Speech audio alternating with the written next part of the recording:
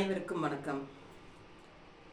இப்பொழுது தேர்தல் நெருங்கிக் கொண்டிருக்கும் வேளையில் மு.க. ஸ்டாலின் அவர்கள் SIR இதை எதிர்த்து வருகிற 2ஆம் தேதி அனைத்து கட்சிகளை கூட்டம் கூட்டுகிறார்.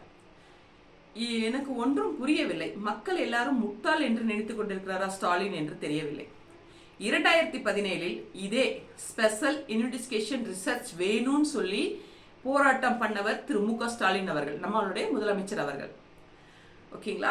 ஆனா இப்போ அதே முதலமைச்சர் போஸ்டுக்கு வந்ததுக்கு பிறகு இந்த SIR தேவையில்லை அப்படின்னு சொல்றாங்க.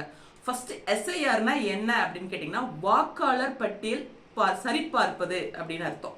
இது சரிபார்ப்பது அப்படின்னா என்னன்னா, மக்களாகிய உங்களுக்கு நான் சொல்ல வேண்டிய விஷயம் என்னன்னா, புரிதலுக்காக நான் இதை நான் சொல்றேன். ஏன்னா நிறைய பேர்த்துக்கு தெரிஞ்சிருக்கும், தெரியாம இருக்கும். அதுக்கான ஒரு விழிப்புணர்வு தான். SIR அப்படின்னா உங்களுக்கு சேர வேண்டிய நிதி, உங்களுக்கு அரசாங்கம் ஒதுக்கக்கூடிய நிதி உங்களை சேரணும் அப்படிங்கிறதுக்காகத்தான் இந்த அரசாங்கம், நம்மளுடைய பாஜக மோடி அவர்கள் உங்களுக்கு டைரக்டா சேரணும் அப்படிங்கிற ஒரே காரணத்துக்காக தான் இந்த SIR கொண்டு வராங்க. ஓகேங்களா? இதனால என்ன பயன் மக்கள் அடைவாங்க அப்படின்னு கேட்டீங்கன்னா, எக்ஸாம்பிள், உங்க வீதியில உங்க ஸ்ட்ரீட்ல ஒரு 1000 பேர் இருக்கீங்கன்னா, உங்க 1000 பேர்த்துக்கு என்ன தேவையோ அந்த திட்டத்தை ஃபுல்ஃபில்லா கொண்டு வர முடியும்.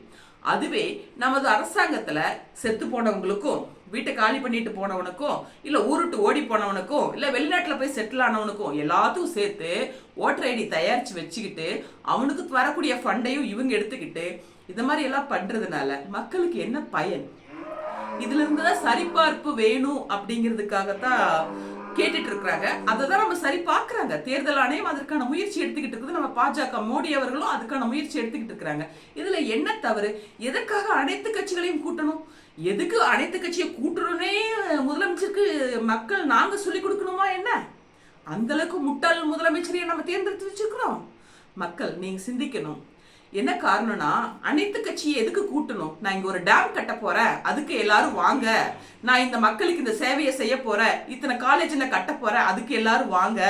எய்ம்ஸ் மருத்துவமனை கட்டத்துல இத்தனை பிரச்சனை இருக்குதுப்பா, இது எப்படி சரி பண்ணலான்னு பேசுறதுக்காக வாங்க அப்படின்னு கூப்பிட்டா அது நிர்வாக திறமை. அதை விட்டுட்டு மக்களை எப்படி ஏமாத்தலாம், எப்படி கொள்ளையடிக்கலான்னு சொல்லி அனைத்து கட்சியும் கூட்டி எப்படி கொள்ளையடிக்கலான்னு மக்களை முட்டாக்கலான்னு நினைக்கிற முதலமைச்சர் தேர்ந்தெடுத்த நமக்கு சரியான பாடத்தை இந்த DMK கொடுத்திருக்குது. நன்றி, வணக்கம்.